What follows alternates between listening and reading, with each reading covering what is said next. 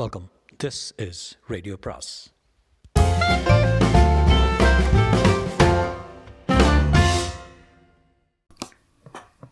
அனைவருக்கும் அன்பு வணக்கம். ராஜேஷ்குமாரின் நீல நிலா அத்தியாயம் 6. அந்த அறையில் சில வினாடி நேரத்துக்கு கனமான நிசப்தம் நிலவியது. மருத்துவர் கீர்த்திவாசன் சொன்னதை கேட்ட போலீஸ் உதவி கமிஷனர் பரிமளநாதனும் இன்ஸ்பெக்டர் பன்னீர்செல்வமும் உச்சபட்ச அதிர்ச்சிக்கு போய் ஒருத்தர் பார்த்து கொண்டார்கள். டாக்டர், என்ன சொல்கிறீங்க? கீர்த்திவாசன் அனலாய் பெருமூச்சு விட்டு கவலையோடு தோள்களை குலுக்கினார். எனக்கும் இது அதிர்ச்சியான விஷயம்தான். நவநீதன், சிவசங்கர், பிரதிபா இந்த 3 பேருமே தில்லைராஜனுக்கு பிறந்தவர்கள் இல்லைன்னு அறிக்கை சொல்லுது. அது உண்மையாக இருக்குமோ? அறிக்கையை சந்தேகப்படுறீங்களா? என் அறிக்கை தப்பான தகவல்களை கொடுத்ததாய் சரித்திரமே இல்லை. இது மிக சரியான தகவல் தான். உங்களுக்கு சந்தேகம் ஏற்பட்டால் மும்பையில் உள்ள மரபணு பரிசோதனை கூடத்துக்கு இந்த அறிக்கையை அனுப்பி சரிபார்த்து கொள்ளலாம். தேவைப்பட்டால் 3 பேரையும் மும்பைக்கு கூட்டிகிட்டு போய் மரபணு சோதனைக்கு உட்படுத்தலாம். கீர்த்திவாசன் சொல்லிக் கொண்டிருக்கும் போதே அவருடைய மேசை மேல் இருந்த தொலைபேசி பலமாக குரல் கொடுத்தது. எடுத்து பேசினார். ஹலோ டாக்டர், நான் நவநீதன் பேசுகிறேன். சொல்லுங்கள் நவநீதன். மரபணு சோதனை அறிக்கை வந்துருச்சா டாக்டர்? இப்போ தான் வந்தது. என்ன முடிவு டாக்டர்? நீங்கள் புறப்பட்டு வாங்க, நேரில் பேசலாம். அறிக்கையில் ஏதாவது பிரச்சனையா டாக்டர்? ஆமாம், அறிக்கையில் நாம் யாரும் எதிர்பார்க்காத முடிவு வந்திருக்கு. அதை பற்றி ஃபோனில் பேச முடியாது. நீங்கள், உங்கள் தம்பி சிவசங்கர், தங்க பிரதிபா 3 பேரும் உடனே புறப்பட்டு வாங்க. எங்கள் குடும்ப டாக்டர் பெருமாளும் கூடவே இருக்கார். அவரையும் கூட்டிகிட்டு உடனே புறப்பட்டு வர்றோம். வாங்க.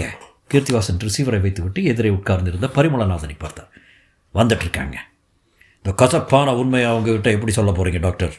சொல்லித்தானே ஆகணும். அவங்க நம்புவாங்களா? அறிக்கை பொய் சொல்லாத.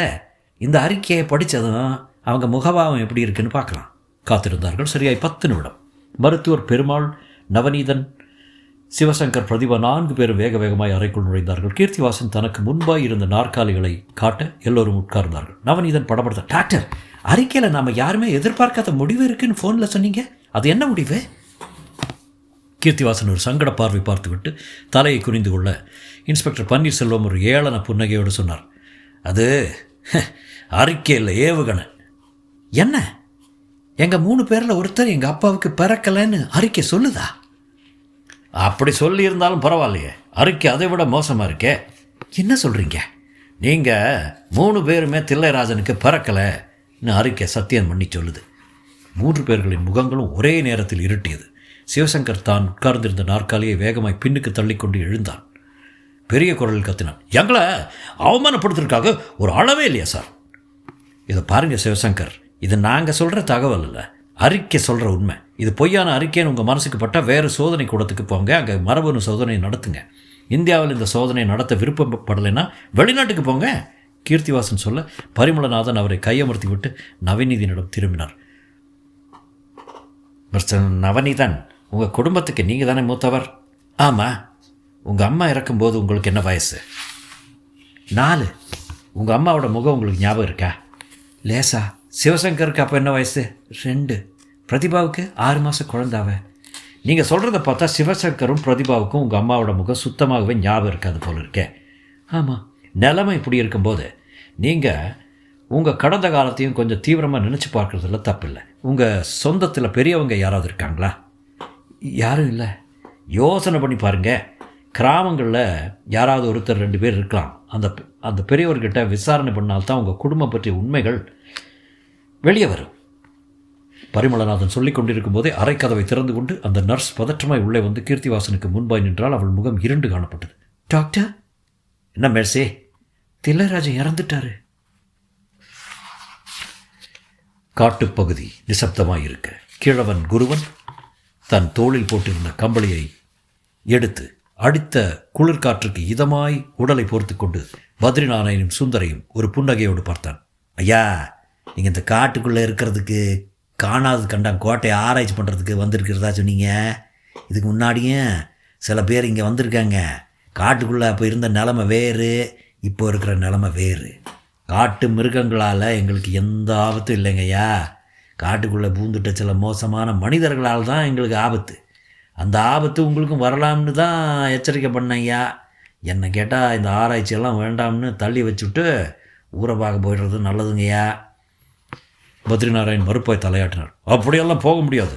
அரசாங்கம் இந்த ஆராய்ச்சிக்காக இது வரைக்கும் ஒரு கோடி ரூபாய் வரைக்கும் செலவு பண்ணியிருக்கு. காட்டுக்குள்ளே வந்து ஆராய்ச்சி பண்ணுற வேலை ஆபத்தானதுன்னு எங்களுக்கு தெரியும். அந்த ஆபத்துகளை சமாளித்து நாங்கள் எங்கள் வேலையை பார்த்தாக்கணும். வேலையிலிருந்து நாங்கள் பின்வாங்க முடியாது. ஐயா, இந்த காட்டு பகுதிக்கு நீங்கள் முன்னாடி வந்திருக்கீங்களா? நான் மட்டும் 2 ஆண்டுக்கு முந்தி ஒரு தடவை வந்துட்டு போயிருக்கேன். அப்படின்னா இங்கே உங்களுக்கு அவ்வளோவா பழக்கம் கிடையாது இல்லைங்களா?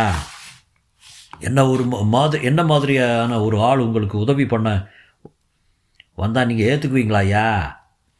பத்ரிநாராயணன் முகம் மலர்ந்தார். தாராளமாக ஏற்றுக்குவோம். உனக்கு இந்த காட்டை பற்றி நல்லாவே தெரியும். எந்த வழியில் எப்படி போனால் ஆபத்து வராதுன்னு தெரியும். நாங்கள் ஆராய்ச்சி பணிகளை செய்கிற 10 நாளும் நீ எங்கள் கூடவே இருக்கலாம். போகும்போது உனக்கு பணமும் கொடுத்துட்டு போகிறோம். எல்லாமே அரசாங்க பணம் தான். எனக்கு பணமெல்லாம் வேண்டாங்கய்யா. உங்களுக்கு உதவி பண்ணும்போதே அதில் கிடைக்கிற சந்தோஷம் இருக்குது போதுங்க, அது போதும். நீங்கள் உங்கள் ஆராய்ச்சி முடிச்சுக்கிட்டு பத்திரமா இந்த காட்டை விட்டு வெளியேற வரைக்கும் நான் உங்கள் கூடவே இருப்பேங்க. சரி, வா, வேனுக்கு போகலாம். வேணுங்க ஐயா. இங்கேருந்து ஒரு 1/2 கிலோமீட்டர் தூரம் இருக்கும். பத்ரிநாராயணன் சொல்லிக்கொண்டே எழுந்தார்.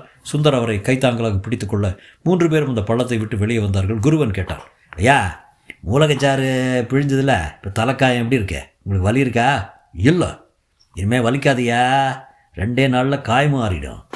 3 பேரும் செடி கொடிகளுக்கு நடுவில் நடந்து வந்து வேன் நின்றிருந்து இடத்தை நெருங்கிய போது வேனுக்குள்ளே பயம் தடவிய முகங்களோடு மேகலா, பொன்மணி, ரமா, சபா, வருண், மாணிக்கம் உட்கார்ந்திருந்தார்கள். இவர்களை பார்த்ததும் இறங்கி வந்தார்கள். பத்ரிநாராயணிடம் ஆளுக்கு ஒரு கேள்வி கேட்டார். இந்த ஆள் கிடச்சானா? இந்த கிழவன் தான் ஓடினவனா? சார், நீங்கள் எப்படி இருக்கீங்க? தலையில் காயமா? சுந்தர் எல்லோரையும் கையமர்த்தி விட்டு நடந்ததை சொல்ல 6 பேரும் பத்ரிநாராயணன் சூழ்ந்து கொண்டார்கள். முதல் உதவி பெட்டியை மேகலா தூக்கி வர ரமாவும் பொன்மணியும் அதை வாங்கி பத்ரிநாராயணுக்கு சிகிச்சை செய்தார்கள். பேண்டேஜ் துணியை வைத்து கட்டு போட்டார்கள். சுந்தர் குருவினிடம் திரும்பினான். இங்கேருந்து காணாதகுளம் கோட்டைக்கு போக வழி எதா இருக்கா? இருக்கே, ஆனால் சுற்று வழி. இப்போ புறப்பட்டா கோட்டைக்கு போய் சேரும்போது விடிஞ்சிடும். வேனை வேகமாக விரட்டவும் முடியாது. கொஞ்சம் மெதுவாக தான் போகணும். சுற்று வழியாக இருந்தாலும் பரவாயில்ல, ஆபத்து இல்லாத வழி தானே? குருவன் தன் சிதிலமான பற்களை காட்டி சிரித்தான். ஆபத்து இருக்கிற பக்கம் உங்களை கூட்டிகிட்டு போவேண்ணா. ஒரு காலத்தில் மாட்டு வண்டி பாதையாக இருந்த வழி இது. இந்த பக்கமாக யானை நடமாட்டம் இருக்கும், அந்த பக்கம் அதுவும் கிடையாது. வேனை மட்டும் கொஞ்சம் மெதுவாக ஓட்டினா போதும். சுந்தர் பத்ரிநாராயணிடம் திரும்பினான். சார், குருவன் சொல்கிற வழியில் காணாதகுளம் கோட்டைக்கு போயிடலாமா? போயிடலாம். குருவன் சொன்னால் அது சரியாக தான் இருக்கும். எல்லோரும் வேனுக்குள் ஏறி உட்கார்ந்தார்கள். மாணிக்கம் வேனை பின்னால் எடுத்து குருவன் சொன்ன வழியில் செலுத்தினான். குற்றச்செடிகளுக்கு மத்தியில் ஒளிந்திருந்த அந்த மண் பாதை எல்லோருக்கும் வியப்பை கொடுக்க குருவன் சலனமில்லாத முகத்தோடு உட்கார்ந்திருந்தான். நிலா வெளிச்சம் பாதை காட்டியது. வேன் குலுங்கி குலுங்கி போய்கொண்டிருக்க ஒரு செல்பேசி திடுமென்று ஒலியை எழுப்பியது. யாருடைய செல்போன்? எல்லோரும் திகைப்பாய் பார்த்து கொண்டிருக்கும் போதே குருவன் தன் இடுப்பு பகுதிக்கு கையை கொண்டு போய் செல்போனை எடுத்தான். செல்போனை எடுத்து காதில் வைத்துக்கொண்ட ஆதிவாசி கிழவன் குருவன் இயல்பான குரல் பேச ஆரம்பித்தான். யார் பேசுறது? வைத்தியர் ஐயா, நான் குருவன் பேசுகிறேன் ஐயா. சொல்லுங்கய்யா, என்ன விஷயம்? ஐயா, நீங்கள் சொன்ன எல்லா மூலிகைகளையும் இன்றைக்கி ராத்திரி பறிக்க முடியல ஐயா. காரணம், ராத்திரி 2 மணி வரைக்கும் காட்டுப்பகுதிக்குள்ளே சரியான மழை. குடிசை விட்டு வெளியே வர முடியல ஐயா. 2 மணிக்கு அப்புறம் மழை விட்டுது. அப்புறம் வெளியே வந்தான் ஐயா. சிறுநொச்சி, பெருநொச்சி, அக்கரா, சிற்றத்தை, நாகப்பூ வேறு இதெல்லாம் கிடச்சிதுயா. ஆனால் நீங்கள் சொன்ன கருவப்பட்ட கருஞ்சம்பை இல்லை, ஆவிரம் மூக்கு இதெல்லாம் தட்டுப்படலை. மழை பெஞ்ச மண் வாசனையில் அதெல்லாம் இருக்கிற இடமே தெரியலைங்கய்யா. வேணும்னா நாளைக்கு ராத்திரி முயற்சி பண்ணி பார்க்கலாங்கய்யா. நான் டவுனுக்கு வர எப்படியும் 2 நாள் ஆகிடுங்க. வரும்போது கொண்டாந்து வந்துடுறேன். சரிங்கய்யா, நாளைக்கு மத்தியானம் பேசுங்கய்யா. கிழவன் குருவன் பேசிவிட்டு செல்போனை அணைத்து இடுப்பில் சொருகி கொண்டு தன்னையே வேப்போடு பார்த்திருந்த பத்ரிநாராயணி மற்றவர்களையும் ஏறிட்டான். ஐயா, இந்த காட்டுவாசி கிழவன் கையில் செல்ஃபோனு இருக்கிறது உங்களுக்கெல்லாம் ஆச்சரியமாக இருக்குங்க. இந்த செல்ஃபோனை எனக்கு கொடுத்தது டவுனில் இருக்கிற ஒரு சித்த வைத்தியர். அவரோட பேர் சிவகுருநாதன். வைத்தியத்துக்கு தேவைப்படுற மூலிகை செடிகளை கடந்து 10 வருஷம் காலமாக நான் தான் பறிக்க கொடுத்துட்ருக்கிறேன். 2 வருஷத்துக்கு முந்தி வர 2 வாரத்துக்கு ஒரு தடவை வைத்தியர் இந்த காட்டுப்பகுதிக்கு வந்து என்னை சந்தித்து தேவைப்படுற மூலிகை செடிகளை எல்லாம் பற்றி சொல்லிட்டு போவார். அதுக்கப்புறம் எனக்கு இந்த செல்ஃபோனை வாங்கி கொடுத்தாரு. என்னென்ன மூலிகை செடிகள் தேவைப்படுதோ அதெல்லாம் இந்த ஃபோன்லேயே சொல்லிவிடுவார். ஆரம்பத்தில் இந்த ஃபோனை உபயோகப்படுத்தவே எனக்கு தெரியல, அப்புறம் பழகிட்டேன்.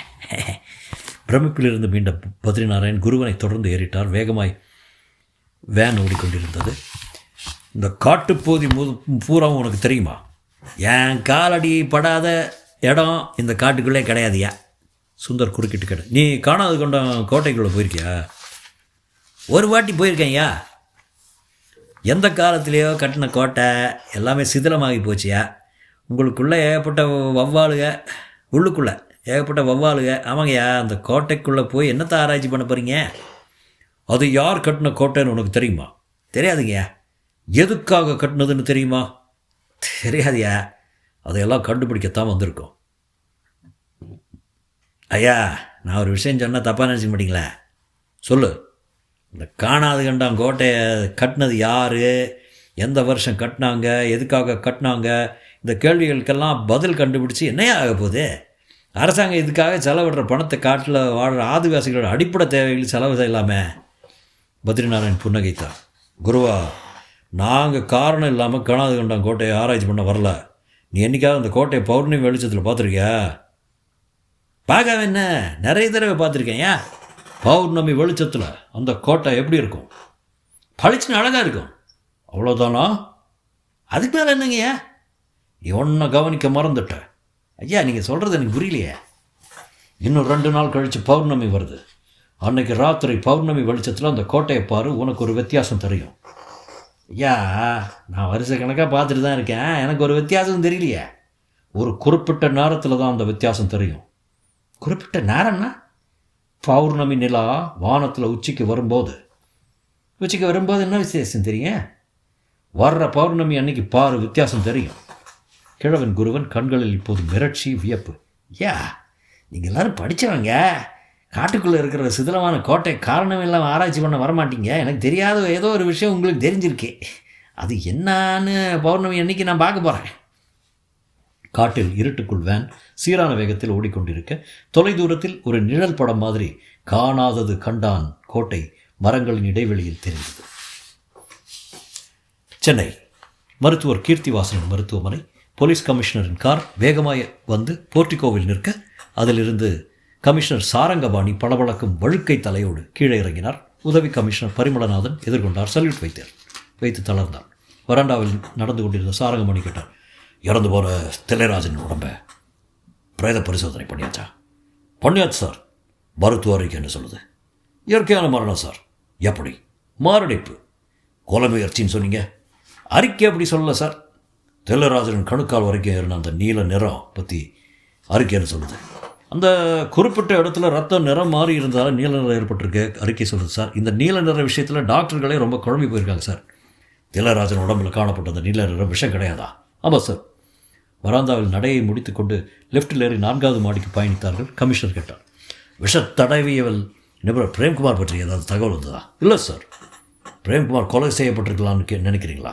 இருக்கலாம் சார். ஏன்னா அவர் பயணம் பண்ண மோட்டார் பைக்கில் ரத்தக்கரை இருந்தது. தில்லைராஜன் உடம்புல காணப்பட்ட நீல நிறத்துக்கும் தடவியல் நிபுணர் பிரேம்குமாருக்கு என்ன சம்மந்தம் இருக்க முடியும்? எல்லாமே குழப்பமாக இருக்குது சார்.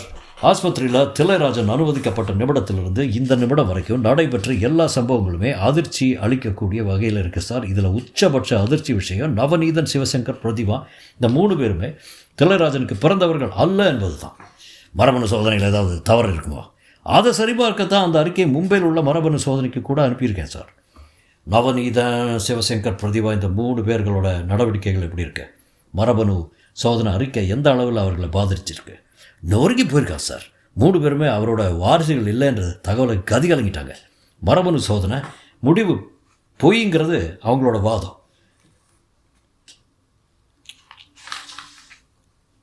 4வது மாடியில் லிஃப்ட் நின்றது. இருவரும் வெளிப்பட்டு மாடி வராந்தாவில் நடந்தார்கள். தில்லைராஜன் உடல் எந்த அறையில் இருக்கு? கடைசி அறையில் சார். 1 நிமிட நேரம் நடந்து கடைசி அறைக்குள் நுழைந்தார்கள். பிரதிபா அழுதபடி அறைவாசல் நின்றிருக்க நவநீதனும் சிவசங்கரும் தலைகள் குனிந்தபடி நாற்காலியில் உட்கார்ந்திருந்தார்கள். தில்லைராஜனின் உடல் வெள்ளை துணியில் சுற்றப்பட்டு மேசை மேல் கிடத்தப்பட்டிருந்தது. கமிஷனர் சாரங்கபாணி தில்லைராஜனின் உடலை சில வினாடி வரை உற்று பார்த்துவிட்டு உதவி கமிஷனரிடம் திரும்பினார். மிஸ்டர் பரிமளநாதன் சார், தில்லைராஜன் இறந்து போய் எத்தனை மணி நேரம் ஆச்சு? 3.5 மணி நேரம் சார். உடலை வாங்கிட்டு போக அவங்க 3 பேரும் காத்துட்ருக்காங்க இல்லையா? ஆமாம் சார். உடலை இப்போ கொடுக்காதீங்க. கொடுக்க வேண்டாமா? ஏன் சார்? காரணம் இருக்குது. 12 மணி நேரம் கழித்து கொடுங்க. அது வரைக்கும் இங்கேயே பாதுகாப்பாக வைக்க ஏற்பாடு பண்ணுங்க சார். நவநீதன், சிவசங்கர், பிரதிபா அந்த 3 பேரும் ஏற்கனவே கோபத்தில் இருக்காங்க. பிரேத பரிசோதனை பண்ணியாச்சு. உடலை எப்போ தரப்போகிறீங்கன்னு சத்தம் போட்டாங்க. நான் தான் நீங்கள் வர்றதை காரணம் காட்டி நிறுத்தி வச்சுருக்கேன். இதோ பாருங்க பரிமளநாதன், அவங்க சத்தம் போடுறதை பற்றி கவலைப்படாதீங்க. 12 மணி நேரம் உடம்பை வையுங்க. குளிர்சாதன அறை வேண்டாம், சாதாரண அறையிலே வையுங்க. சார், அப்படி வச்சா உடல் கெட்டு போய் வாட வருமே. வாட வராமல் இருக்க சென்ட்டை ஸ்ப்ரே பண்ணுங்க. பரிமளநாதன் தயக்கமான குரல் கேட்டார். சார், எதுக்காக இதெல்லாம்? உண்மையை கண்டுபிடிக்கத்தான். என்ன உண்மையை சார்? தில்லைராஜன் இயற்கையாக மரணம் அடைந்தாரா, இல்லை விஷம் கொடுத்து கொலை செய்யப்பட்டாரா? இதுதானே இந்த வழக்கில் உள்ள முக்கியமான கேள்வி. ஆமாம் சார், இந்த கேள்விக்கு 12 மணி நேரம் கழித்து பதில் கிடைக்கும். எப்படி சார்?